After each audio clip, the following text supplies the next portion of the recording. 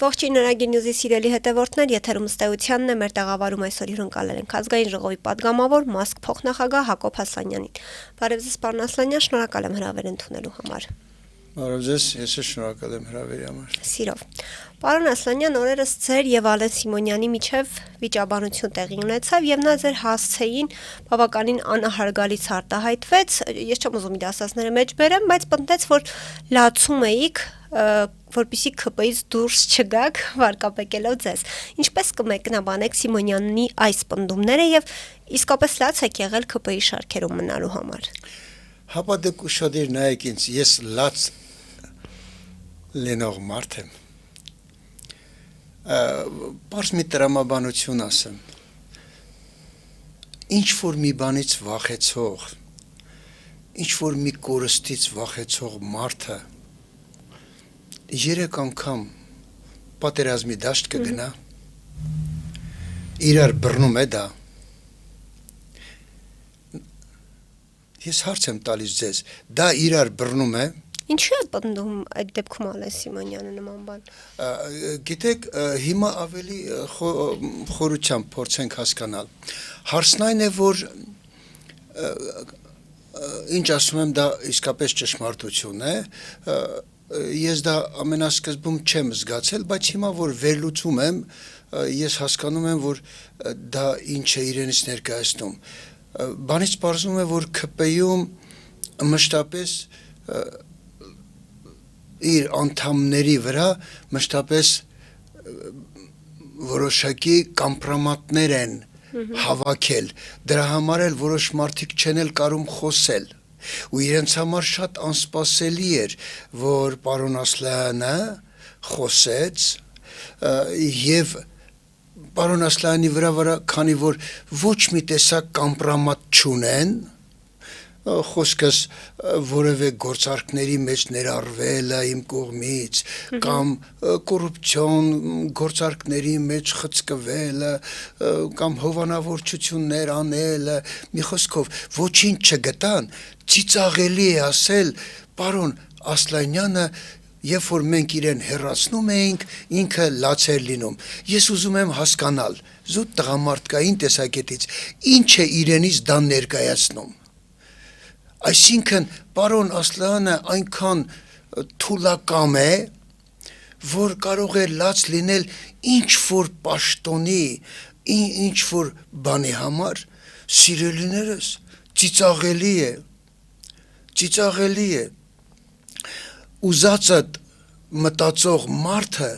պետք է հասկանա, որ Ալեն Սիմոնյանը այնքան տգեղ է ստում, որ դրանով ոչ միայն պարոն Ասլանի կերպարին ոչինչ չի կպնում, այլ ճիշտ հակառակ իրենց է վնաս քաղաքական տեսակետից, որովհետև նորից եմ ասում, մարդ, որը կյանքում ոչինչից չի վախեցել, այսինքն չի վախեցել մահվանից, ոնց կարող է վախենալ ինչ որ պաշտոնից։ Գիտեք, առաջի պատերազմի ժամանակ ես տղաներիս ես մեջ բերում եմ անում, տղաներիս համար մի քառատող էի գրել, որպես ոգևորիչ, այն ժամանակ Ալեն Սիմոնյանն ու իր նմանները դեռ գուցե եւ 90-ական թվականներին պամպերս սակած վազվզում էին տան մեջ, ես տղաներիս սովորացնում էի նաեւ քառատողերով պատերազմի դաշտում, ես ասեմ այդ քառատողը, ես գրել եմ այսպես, որ վերաբերվում է ամեն մարդու, գիծիր կյանքում ամեն վարքյան, կյանքն ու մահը խաղ են անում, երնեք նրան, ով ես կյանքում, մահվանահից չի սարսափում։ Սա ասվել է, կներեք, սա ասվել է պատերազմի թեժ օրերին, 90-ական թվականներին, եւ հետո ես ուղղակի քանի որ գնաց ես իսկապես ուզում եմ նաեւ իմ գրած մի բանաստեղծություն ասել, որտեղ պարզ երևում է, որ ես մահվանից նույնիսկ վախեցող մարդ չեմ։ Այդ բանաստեղծությունը նվիրված է բոլոր այն իրական հայրենասեր մարդկանց, ովքեր հայրենիքը ավելին են սիրում, քան իրենք իրենց եւ իրենց նույնիսկ ընտանիքը։ Այդ բանաստեղծությունը կոչվում է կտակ։ Եվ այդ բանաստեղծության մեջ երևում է ոչ միայն իմ կերպարը, այլև բոլոր այն հայրենասեր մարդկանց կերպարը, ովքեր պատրաստ են հենց այդպես ապրել։ Պարոն Արտասանեմ, Ասլանյան, թե չէ։ իհարկե, Չէ, լուր։ եթե ցանկանում եք, Ես կուզենամ, Համեցեք։ որ Ալեն Սիմոնյանը երբևէ երազի, որ այդ տողերը հասկանա, թե ինչ է այնտեղ ասում։ Ես գրել եմ այսպես. երբ ես մեռնեմ, սիրտս բացեք, ու կտեսնեք, թե այնտեղ ինչքան սեր կա հայրենիքիս, նրան ինձ հետ չթաղեք։ Երբ ես մեռնեմ, սիրտս բացեք, ինչքան կարոտ կա այնտեղ, հայրենիքիս կարոտն է դա, նրան ինձ հետ չթաղեք։ Երբ ես մեռնեմ, սիրտս բացեք, դեռ նվիրում կա այնտեղ, հայրենիքիս նվիրումն է, նրան ինձ հետ չթաղեք։ Երբ ես մեռնեմ, սիրտս բացեք, հոգսեր ցավեր հենց տեսնեք, սրտից խորքում նրանց թաղեք, սրտից դուռը դուք փակեք։ Եվ վերցրեք այս բոլորը, սեր, կարոտ ու նվիրում, տարեք մարդկանց դուք բաժանեք, ձեզ եմ նրանց ես թողնում։ Հետո միայն հանգիստ խղճով, ուրախ, անհոգ ժպիտով, հոգս ու ցավը իմ սրտի մեջ, տարեք այդպես ինձ թաղեք։ Շնորհակալություն։ Հիմա ես հարց եմ տալիս, այդպիսի տողեր գրող մարդը կարող է լաց լինել, ինչ որ ծիծաղելի է, ուղղակի ծիծաղելի է, չկարողանալով գտնել մի լուրջ խոսք, որպիսի պարոն Ասլանյանի կերպարը ինչ որ ձևով կամ Ասլանյանին լռեցնեն, կամ Ասլանյանի կերպարը խեղաթյուրեն, այնպիսի նոր հիմարություն են դուրս տալիս, որը Ասլանյանին չի կպնում։ Ասլանյանի ճանաչողները շատ լավ գիտեն, որ բազմաթիվ անգամներ Ասլանյանը հրաժարվել է պատգամավոր լինելուց, որովհետև գտել է, որ այդ ուժերի հետ պատգամավոր դառնալը իրավունք չունի ինքը գնալու։ Ես այստեղ 18 թվականին համոզված էի, որ ճիշտ ուղու վրա է, դրա համար էլ գնացի, բայց հետո պարզվեց, որ իրենք շեղվում են հեղափոխական ու ազգային արմատներից։ Եվ ես ինքս հայտարարեցի, որ սառեցնում եմ իմ գործողությունը իրենց հետ եւ դուրս եմ գալիս։ Մարդ, որը ինքը հայտարարել է, որը ինքը սառեցնում է իր հարաբերությունները խմբակցության հետ, հետո պետք է ծնկաչոք, լաց լինելով։ Պարոն Ասլանյան, Ալեն Սիմոնյանի ձեզ հետ նման բառապաշարով խոսեց, ավելի վաղ էլ հայտարարում էր, որ տժում են դիմադիրների վրա, նախորդին էլ պատասխան հայոյանք տվեց։ Ձեր գնահատմամբ որքանով է սա հարիր Հայաստանի երկրորդ դեմքին եւ ինչու են իշխանության ներկայացուցիչները շարունակաբար իջեցնում առանց հայտել իրենց ցածր վարկանիշը Ցայտնոտի մեջ են։ Այս նախընտրական Այո։ Ցայտնոտի մեջ են, ուրիշ բառ չեմ ասում։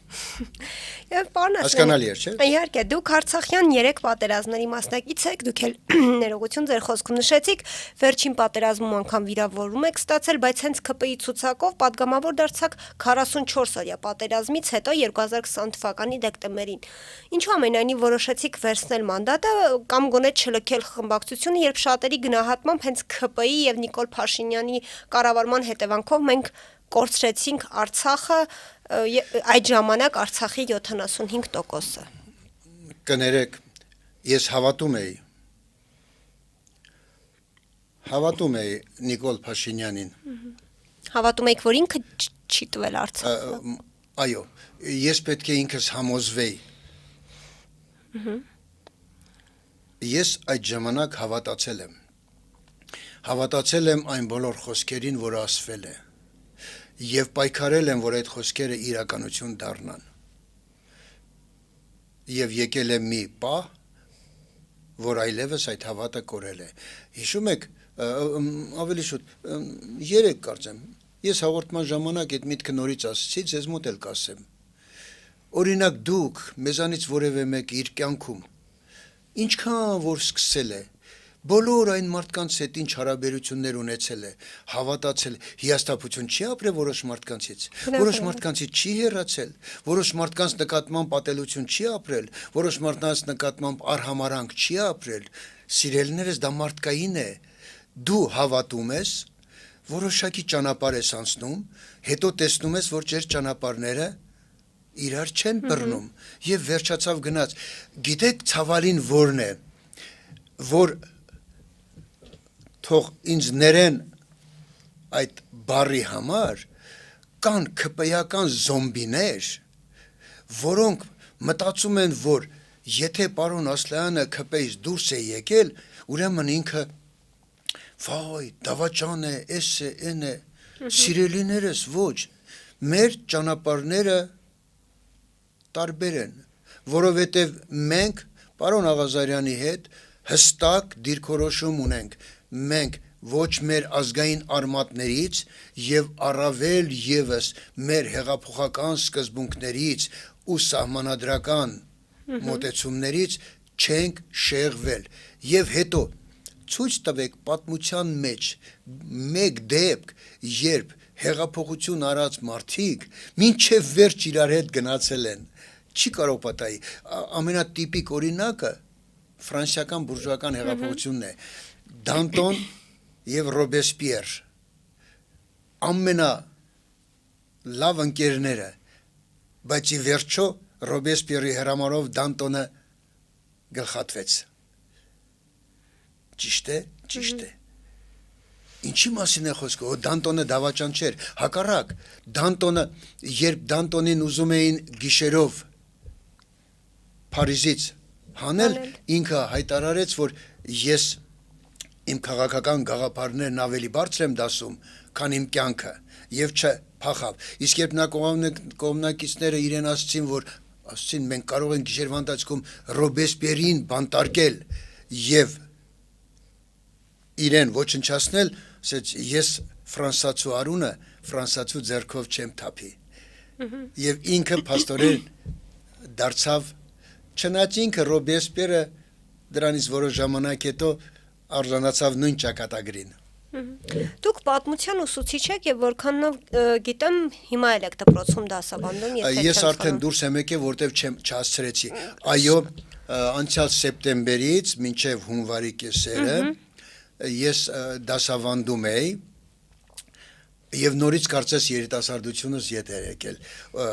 փորձում էի նոր ձևով բան եւ այլն, այս նոր ձևովը չի։ Հա, փորձում էի մոտեցումները, որտեվ 7-8 տարի չէի մտել դպրոց։ Պարոն Ասլանյան, ձեր աշակերտները այդ ժամանակ երբ դասավանդում էիք, ձեզ հարց չէին տալիս, ինչու Արցախի հայաթափումից ու հանձնումից հետո շարունակեցիք մնալ ՔՊԻ շարքերում եւ կուսակցությունը լքեցիք միայն Հովիկ Աղազարյանի հետ տեղի ունեցած հայտնի միջադեպից հետո։ Ոչ չեն տվել, որովհետեւ դպրոցում արգելված է քաղաքական նյութերից խոսել։ Հիմա ես հարցնում եմ. Ինչու ՔՊ շարքերը չլքեցիք Արցախի հայաթափումից ու հանձնումից հետո, այլ Հովիկ Աղազարյանի հետ հայտնի միջադեպից հետո միայն հեռացաք։ Կացան եռումեր, ինչ որ մի կայծ էր պետք, այդ կայծը ավելի շուտ այդպես ստացվեց, բայց այնպես էլ կարող էր լինել։ Իսկ շատերը պնդում են, որ օրինակ Հովիկ Աղազարյանը ավելի թանկ էր ձեզ համար, քան Արցախը, որտեղ Արցախի համար չհեռացաք ՔՊԻ-ից։ Շատ սխալ մոտեցում են ասում։ Մենք Արցախի համար, Հայաստանի Հանրապետության համար պարոն Աղազարյանի հետ այնքան բաներ ենք խոսել, օրինակ դա Հայաստանի Հանրապետությանը Արցախի մասին չէր խոսքը, երբ որ մենք շարունակ հարց էինք բարձրացնում, որ լինելու է, ասենք, Զանգեզուրի միջանցք, եւ վարչապետն ասում էր ոչ, չի լինելու, ու ես մի քանի օր հետո ելույթ էի ունենում որևէ հեռուստաընկերությունով, չեմ հիշում որ մեկով, եւ ասում էի հենվելով իր խոսքի վրա եւ իմ խաբվանքի վրա, որ ոչ մի դեպքում չի լինելու Զանգեզուրի միջանցք, բայց եղավ։ Մենք հարց էինք բարձրացնում, արդյոք երբևէ խոսք է լինելու ադրբեջանցիների վերադարձը, նույնիսկ փախստական բառը չենք օգտագործում, ադրբեջանցիների վերադարձը, որովհետև նրանց ես անձամբ բազմաթիվ անգամ խոսելուց ասել եմ, որ նրանք փախստականներ չեն, եւ Հայաստանի իշխանությունը ինչու է փախստական բառը ընդունում, որովհետև 1988-90-ական թվականներին, մինչև 90-ական թվականների վերջը Հայաստանից գնացած բոլոր ադրբեջանցիները երևի 95%-ից ավելին ստացել են փոխհատուցում եւ պաշտոնապես իրենց ունեցվածքը վաճառել են, թողել գնացել են, ապա միջազգային նույնիսկ ստանդարտներով նրանք չեն համապատասխանում փախստական կատեգորիային։ Փախստականը հայն էր, փախստականը Բաքվից, Սումգայիթից, Կիրովաբադից, մյուս տեղերից փախստական եղած մեր հայրենակիցներն էին, որոնք տկլոր էին փախնում իրենց կյանքը փրկելու համար։ Ինչպես կարելի է այդ երկուսը բերել դնել նույն կշեռքի վրա։ Եվ այսօր Նիկոլ Փաշինյանը դա Արցախի էթնիկ զտումը եւ այս փախստականը դնում է նույն դա կործանում է։ Ձեր արդեն նախկին թիմակիցները Արցախն Ադրբեջանի տարածք են հիմա համարում, մեզ անգամ ասում են Արցախ բառը չարտաբերել, չօգտագործել։ Նիկոլ Փաշինյանն էլ վերջերս պնդեց, որ Արցախի հանրապետությունը արտահայտությունը պատերազմի կոչ է, այսպես ասած։ Ինչ դիրքորոշում ունեք այս հարցում, կիսում եք ձեր նախկին թիմակիցների տեսակետը։ Իհարկե ոչ։ Իսկ եթե Արցախը կներեք, վերցնենք սենց։ Արցախը Ադրբեջանի կազմում կլինի, թե Հայաստանի կազմում, Արցախը մեծ հայքի նահանգներից մեկն է, դա մեր պատմական հայրենիքն է։ Նույն հաջողությամբ այդ դեպքում մենք չպետք է ասենք Կարս, Վան, Իգդիր, Բայազեդ, Հիմա Արարատն էլ է արգելված։ մի րոպե, հասկացանք թե ոչ։ Այսինքն դա մեր պատմական հայրենիքն է։ Եվ ոչ ոք իրավունք չունի ինձ ասելու պատմական հիշողությունը հանի։ Դա պատմական հիշողությունը մեր արմատներն են։ Ես արմատներով արևմտյան Հայաստանից եմ։ Իմ մեջ հոսում է երկու տեսակի արյուն՝ խելառ մուշ սասունցու եւ հաշվենկատ վանեցու։ Այս երկուսը գումարվել են իրար։ Դրա համար հաճախ ես նաև բռնակվում եմ, բայց հաճախ նաև շատ հաշվենկատ գործողություններ եմ անում։ Պարոն Ասլանյան, եթե հիմա դեռ գտնվեիք ԿՊ շարքերում լինեիք Չէի կարող գտնվել։ Եթե չկա։ Կկիսեիք այս տեսակետը։ Եթե չկա։ Այսինքն բացառում եք, որ Ակադեմիկոս Զավեն Տիգրանչը, որը ինձ դասավանդել է, հզոր անձնավորություն, իմիջայլոց այն ժամանակ մեզ իսկապես հզորներն էին դասավանդում։ Ասում էր դուք որպես ապագա պատմաբաններ երբեք չասեք եթե, պատմության մեջ եթե չկա, պատմության մեջ ասում էր եթե հանկարծ ասեք եթե, ուրեմն պետք է ասեք, որ եթե քեռիս աղջիկ ծնվեր, մորքուր կլներ։ մոտենում են խորհրդարանական ընտրությունները։ Ճիշտ է թե ոչ։ Համամիտ եմ, բայց Եթե չկա պատմության մեջ։ Կարող ենք ասել, որ եթե օրինակի համար 451 թվականին չլիներ ավարայիր ճակատամարտը, 452-ին կլներ։ Չենք կարող ասել եթե։ Օրինակ կներեք դուք որ թվականին եք ծնվել։ Ներողություն, շատ ներողություն, հա։ 1993։ 1991։ 3։ Ես ով կարող է ասել, որ եթե դուք 1993-ին չծնվեիք, 97-ին կծնվեիք։ Աբսուրդ է։ Պատմությունը եթե չի սիրում, մաթեմատիկան եթե սիրում է։ Որովհետև մաթեմատիկայում կարող ես ասել, եթե ան մեծ է b-ից, ուրեմն պետք է ապացուցենք, որ b-ն էլ փոքր է a-ից։ Ասեցինք, եթե Բայց պատմության մեջ երբեք չենք ասել, որ եթե այս ճակատամարտը չլիներ այս ժամանակ, կլիներ այս ժամանակ։ Եթե այս գործիչը չծնվեր այս ժամանակ, կծնվեր այս ժամանակ։ Սիրելիներս, հերու գնացեք եթեից պատմության Լավ, եթե չասենք, պարոն Ասլանյան, ենթադրենք չեք հեռացվել ԿՊ-ից, կկիսեիք այս տեսակետը։ Չէի կարող մնալ, որովհետև արդեն հասունացել էր, ես քիչ առաջ ասի, հասունացել էր այն պահը, որ մեկը մյուսի ետևից գալիս էր դրան։ Հիմա այդ դեպքում մի ասեմ, հեռացումից որոշ ժամանակ առաջ մի այդպիսի դեպք եղավ, որը շատ քիչ ենք, պարոն Աղազարյանն էլ կարծեմ մի անգամ մի հարցազրույցներից մեկում ասեց, Նիկոլ Փաշինյանը խմբակցության նիստի ժամանակ շուռ եկավ, ինչ-որ բան էր եղել, տրամադրությունը լավ չէր, թե ինչ խոսեցին, չեմ հիշում, բայց ասեց այսպիսի նախադասություն, ասեց, ինչի դուք կարծում եք, այստեղ 71 մանդատ կա, այստեղ մի մանդատ կա, այդ մեկ մանդատի տերը ես եմ։ Դե ասում եք կառավարությունը ես եմ, նոր բան չի։ Բա եթե կառավարությունը դու ես, ես այսպես շշմած նայեցի Աղազարյանին, ասում եմ, ես ինչ ասում։ Այսինքն մենք բոլորը զերո Այդ ժամանակ չընդդիմացաք Փաշինյանին։ Չարձագանքեցիք։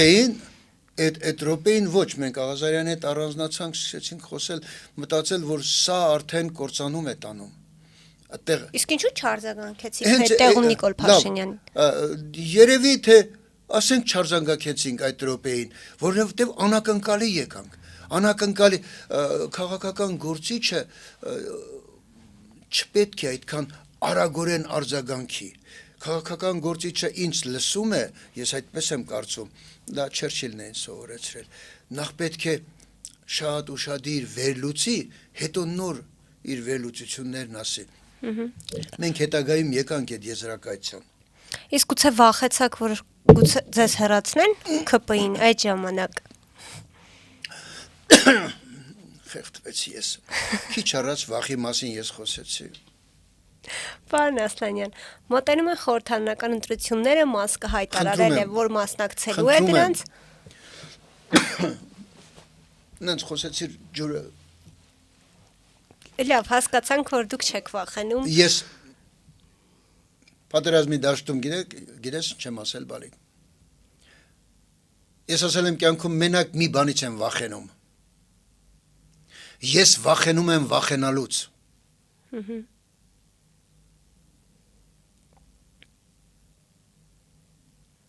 Հիմա էլ չեք վախենում, օրինակ, որ Նիկոլ Փաշինյանը կարող է ինչ-որ քայլեր անել։ Բացարձակապես։ Բացարձակապես, ինչ ուզում են թող անեն։ Ինչ տարբերություն ես այսօր կամ թե վաղը կամ։ Ես բազմաթիվ անգամ մահվան աչքերին եմ նայել, հիմա ոնց որ նայում եմ քեզ։ Սիրելիս, ես միշտ ասել եմ, ես ազատ մարդ եմ նրանով, որ ես կատեգորիա եմ դրել ինձ համար, ու մարդկանց ասում եմ, ուզում եք ազատ մարդ լինել։ Պետք է ազատ լինեք 3 բանից։ Դա փողի իշխանությունն է, դա իշխանությունն է, եւ դա վախի իշխանությունն է։ Ես 3-ից էլ ազատ եմ։ Շատ լավ։ Պարոն Ասլանյան, եւ անդրադառնանք վերջապես ընտրությունների հարցին, մասկը հայտարարել է, որ մասնակցելու է ընտրություններին, այս պահին կան այլ ուժերի հետ համագործակցության պայմանավորվածություններ եւ երբ եք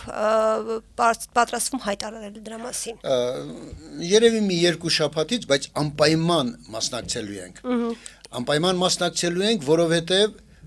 պարոն Աղազարյանը եւ ես փողոցից եկած մարդիկ չենք։ Մենք ներսի մարդիկ ենք։ Մենք փողոցով չենք անցնում, տեսանք ընտրությունը, ասենք, եկանք ասենք, ուխ, եկեք մենք էլ մասնակցենք։ Չէ։ Կներեք, մենք ներսում էփված մարդիկ ենք։ Մենք ճանապարհ ենք անցել եւ մտքեր ունենք իրականացնելու եւ նպատակներ ունենք երկրի համար անելու։ Եվ բնական է, որ մենք շարժվում ենք հետևյալ կարևոր սկզբունքով, ասում է, երբ դու պայքարում ես, դու կարող ես պարտվել, բայց երբ դու չես պայքարում, դու արդեն պարտված ես։ Ես երբեք նախորոք չեմ պարտվում։ Ես մինչև վերջ գնացող մարդ եմ։ Իսկ այս պահին քաղաքական այլ ուժերի հետ Կան ուժեր, համագործակցություն որոնց հետ մենք, այսպես ասած, քննարկումների մեջ ենք, անպայմանորեն մասնակցելու ենք, որ քարն էլ պայթի։ ասում եք պատահական մարդիկ չեք դուք եւ պարոն Աղազարյանը, բայց այդպես չէ։ շատերը ձեզ դիտարկում են որպես դերևս քպական եւ ասում են, որ ընտրություններում ձայներ եք փոշիացնելու։ Ինչպես եք պատրաստվում 2 ամսում այսպես ասած համոզել, ապացուցել եւ հանրությանը եւ քաղաքական ուժերին ու ստանալ նրանց Դուք վստահություն այդպես եք աջակցություն։ կարծում 2 ամիս է։ Ընտրություններին այդքան է 2 մոտավորապես ամսում, մնացել։ բայց մենք վաղուց ենք մեր համակիրների հետ հանդիպում, ինչի մասին է խոսքը։ Մեզ հեռացնելուց ընդամենը 1.5 ամիս հետո մենք համաժողով արեցինք, որտեղ 317 մարդ, Բայց 317 մարդը բավական քիչ չէ չէ, ընտրություններում։ 317 մարդ մեր համաժողովին մի խոսքով եկավ, եթե մեզ ասել էին 300, պետք լներ 500-ը կասեին կգային։ Բայց շատերը դեռ նկատի ունեմ ձեզ ասոցացնում են ԿՊ-ի հետ։ Թող կներեք պարոն Աղասարյանի էլի խոսքը պետք է ասեմ, վերջերս միտեղ ինքն ասեց, դա ինձ շատ է դուր եկել, ասեց մենք դադարելու ենք փորձել մարդկանց համոզել, որ մենք ուխտ չենք։ Հասկացաք, ով կներեք, բայց այդպես չէ։ Այսօր մինչև հիմա այստեղ հասնելը փողոցում առնվազն մի 2 քաղաքացի մոտեցել են ու սիրուն հավեսին, այսպես ասած, իրենց աջակցությունը հայտնել մեզ չեն ընկալում, մեզ այդպիսի բան քպայական ֆեյքերն են տարածում, որպիսի ժողովրդի մոտ բան չլինի, բայց շատ կներեք, ես արդեն 72 տարեկան եմ, 72 տարի շուրջ 35 տարուց ավել դասավանդել եմ, իմ աշակերտները, իմ ուսանողները, իմ բարեկամները, իմ ընկերները, իմ դասընկերները, իմ կուրսեցիները, իմ զինվորական ընկերները, այնքան մարդիկ կան, որ այնքան են ճանաչում, որ այսօր փողոցում այդպիսի օր չկա, որ պարոն Ասլյանը փողոցով քայլի, հանկարծ գոնե տրանսպորտում կլինի փողոցում, գոնե ամենակիչը 2-ից 3 հոգի, չեմ ասում 10-15 հոգի, օրա եղել ավելի շատ, բայց 2-ից 3 հոգի չեն կանգնացրել, չեն բարևել, չեն խոսել։ ԿՊ անդամ եղած ժամանակ էլ էր նույն իրավիճակը, որտեղ այն ժամանակ ինչ որ միջադեպեր էր, ԿՊ-ի ժամանակ շատ էր։ ավելի շատ մարդ էր։ Այո, բայց մի հետաքրքիր բան էլ ասեմ ես, մի հետաքրքիր, ես երեք պարոն Աղազարյանի հետ դա է խոսում։ Ուրեմն այս վերջի մի 2 դեպքերից հետո, երբ որ ես մի քիչ կոպիտ արտահայտվեցի նաև, ամեն օր մոտավորապես առաջին օրը մի 15-17, երկրորդ օրը 10-12, 3 երևի մի 4-5, այսպես ինձ այսպես ասած ընկերներ են հայտեր ներկայացնում ընդունելու, բնական է, որ ընդունում եմ, այսինքն նոր կատեգորիա է գալիս, մարդիկ, ովքեր կամաց հասկանում են, մենք այսօր գիտենք, որ Աղազարյանին, պարոն Աղազարյանին և ինձ ԿՊ-ի պրոյեկտ համարող ուժերի այդ հայտարարությունների հետևում 80%-ով թաքնված են ԿՊ-ական ֆեյքերը, ոչ իրական, սովորական ժողովուրդը ոչ, ես նորից եմ ասում, ես տրանսպորտով ման եմ գալիս, ես տեսնում եմ մարդկանց, մարդիկ էլ կան, չեն մոտենում, ասես, վայ, բարև ձեզ, անցնում են, բայց մարդիկ էլ կան, այսօր առավոտյան, կանգարում կանգնած եմ, ոյ, բարև ձեզ, ման, ու հանրապետական մի պատգամավորի անուն տվեց, ասում եմ, ճանաչում ես չէ իրան, ասում եմ, մեր շենքից էր, սենց ասում, բայց Ես ասում եմ, այտենց էլ չկարողացա իր հետ խոսելու, բայց քեզ ասում եմ, երբ ուզենամ կարողանում եմ գալ, մոտենալ, խոսել, ասում եմ, դու ուրիշ ես։ Ասի շնորհակալ եմ, որ այդքան հասկացել եք։ Այնպես որ իզուր տեղը թող ջանք չգործադրեն, մեր ժողովուրդը լավ էլ մտածում է, էսա որ մենք որոշակի այդ այսպես ասած քննարկումները վերած բանանենք, մենք կհայտարարենք ինչ-ինչոց է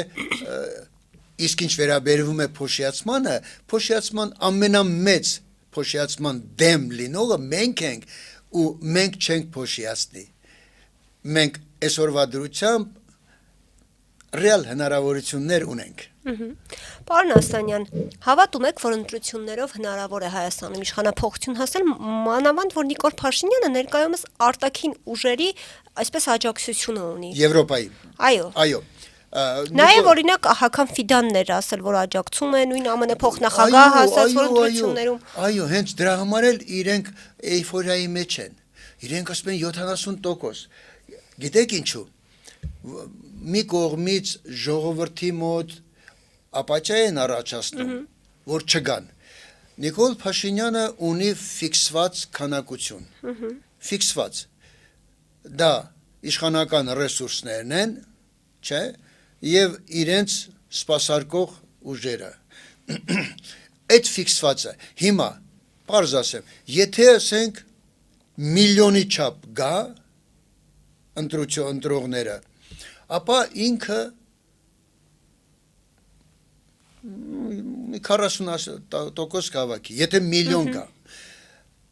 Եթե 10 տված ժողովուրդը հասկանա, որ 2 միլիոն 400 քանի հազար ընտրողները գոնե միլիոն ու կեսը գա, ասենք 55-56% գա ընտրության, ինքը 35%-ից ավել չի հավաքի։ Չի հավաքի։ Իրեն այդ դեպքում մնում է մի բան, երկու ճանապարհ ունի, կամ մեր ձևովին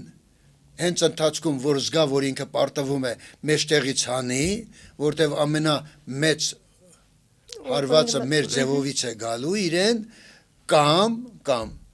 կարող է ինչ որ X րոպեի արտակարգ բանանել, դրություն հայտարարել եւ չեղյալ հայտարարել ընտրությունները։ Ուրիշ ելք չկա, իսկ անենց կեղծելու հնարավոր չի, ժողովուրդը եկավ թե չէ, ես նորից եմ ասում, 1.200.000-ից հենց անցավ, ինքը վարչապետ չի, ինքը գնալու է դատարան։ Եվ պարոն Ասլանյան, ամփոփելով զրույցը, երբ 2018 թվականին Նիկոլ Փաշինյանը մերժում էր Սերժ Սարգսյանին, դա հիմնավորում էր երրորդ նախագահի այն հայտարարությամբ, որ որևէ մեկը չպետք է Հայաստանը ղեկավարի 2 անգամից ավելի։ Սակայն Փաշինյանը հիմա հավակնում է երրորդ անգամ վարչապետ լինելու, վարչապետի պաշտոնին։ Չի ստացվում, որ այն ժամանակ Փաշինյանը ոչ թե պայքարում էր Սերժ Սարգսյանի սուպեր վարչապետական կոստյումի, այլ այդ կոստյումի մեջ հարմար այսպես ասած տեղավորվելու համար։ Այո։ Ես ավելին ավելացնեմ։ Ինչու եք այդ դեպքում աջակցում 18-ին։ Այն ժամանակ չէի գիտակցում, որ Ոչ։ Այն ժամանակ Սերժ Սարգսյանի իսկ նրա նախորդ Ռոբերտ Քոչարյանի կառավարման տարիների այն վիճակի էր ստեղծվել, որ 18 թվականին սկսված շարժումը չէր գնում հանուն, այլ գնում էր ընդդեմ։ Սրանք տարբեր են։ Ընդդեմ։ Եվ մենք բոլորս այդ ընդդեմով էինք շարժվում, որովհետև արդեն զզվել էինք, ժողովուրդը 90% զզվել էր եւ իրենք շատ լավ տեխնոլոգիա օգտագործեցին։ Կիսատ նախադասությունն ասեցին, որով խաբվեց ժողովուրդը։ Վերջերս մի քանի անգամ, ահագին երկար ժամանակ է, մի քանի անգամ ես այդ միտքը ասել եմ, եթե 18 թվականին, մոռացա ասեի, եթե 18 թվականին ասվեր այսպես, որ քայլ արա մերզիր Սերժին, ընտրիր Նիկոլին հենց սկզբից, անձամբ ես չէի գնա, որտև այդ ժամանակ ես ինքս իրեն այդքան չէի ընդունում, բայց երբ որ 400,000 կամ չգիտեմ մեր հանրապետության հրապարակ ինչքան մարդ է վերցնում, երևի մի 300,000-ից ավել, լցված, արդեն որ օրներ չգիտեմ, հանկարծ մեկը գոռաց Նիկոլ Վարչապետ, արդեն դեմն առնել դժվար էր։ Իսկ ես արդեն ԿՊ-ի մեջ էի 16 թվականի վերջին, 16 թվականին երբ ճակատից մենք վերադարձանք, ես 16 թվականին արդեն ԿՊ-ի ընդգրկված էի եւ հույս ունեինք, որ կփոխենք քայլ անալ Սերժին մերժելով, բայց մենք չէինք մտածում, որ Նիկոլը պետք է գա։ Եվ այդ ժամանակ արդեն ուրիշ ելք չկար։ Այսինքն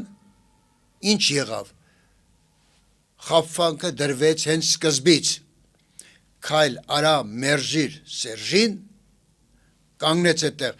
ժողովուրդը քայլ արեց։ Հետո, երբ որ արդեն ժողովուրդը գլուխը այս կողմ այն կողմ շարժելով չգիտեր ինչ պետք է լինի, սիրուն գեղեցիկ հրապարակ նետվեց այդ բառը Նիկոլ Վարչապետ եւ այդպես ձնագնդին գնաց։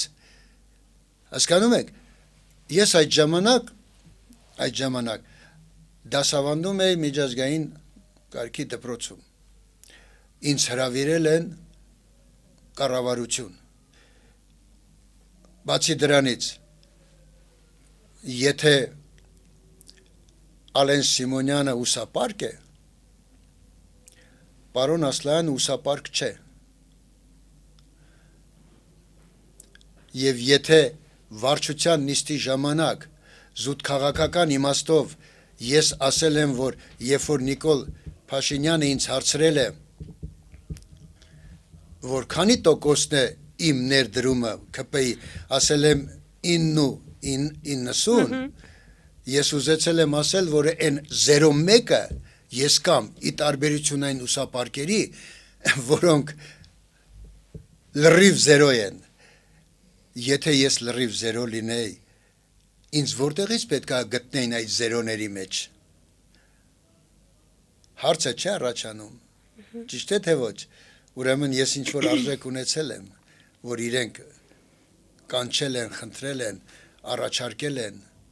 չգիտեմ արդեն, այնպես որ ասենք, այդ պատասխանն էլ կա, այո, ժողովրդին խաբկանքի մեջ գցեցին, քայլ արա մերժիր Սերժին, ժողովուրդը ուրախացավ, Սերժից ազատվելու ենք, ազատվեց Սերժից, ընկավ Նիկոլի խաբկանքի գիրկը։ Դուք ինչու ընկաք Նիկոլի խաբկանքի գիրկը, ինչպես դուք եք ասում։ Որովհետև մենք բոլորս ընդդեմ էինք արդեն 20 տարի շարունակ, չհաշված նաև Լևոն Տեր-Պետրոսյանի այն 5 տարին, որովհետև առաջի 5 տարին ես համարում եմ ճիշտ։ Լևոն Տեր-Պետրոսյանը առաջի ընտրությանը լեգիտիմ անցել է, խոսքը 91 թվականին է, 95 թվականին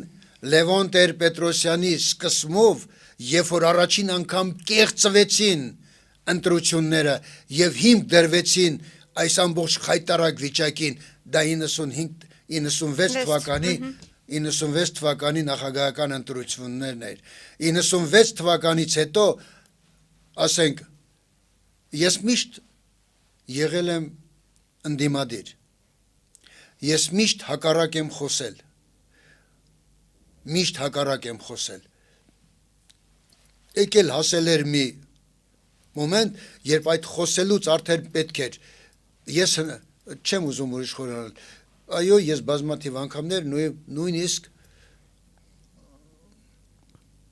հրաժարվել եմ պատգամավոր լինել տարբեր ուժերից, ուժերի կողմից, երբ որ ինձ ասել են, որ մեր խոսնակը պետք է դառնաս։ Այսինքն, ես չէի պատրաստվում, որ հիմա դարձրել է Նիկոլ ազգային ժողովը դարձրել է նոտարական գրասենյակ, որտեղ բերում են օրենքները, տպում են, դուրս են հանում։ Ազգային ժողովը չպետք է լինի նոտարական գրասենյակ։ Շնորհակալ եմ պարոն Ասլանյան հետաքրքիր զրույցի համար։ Խնդրեմ։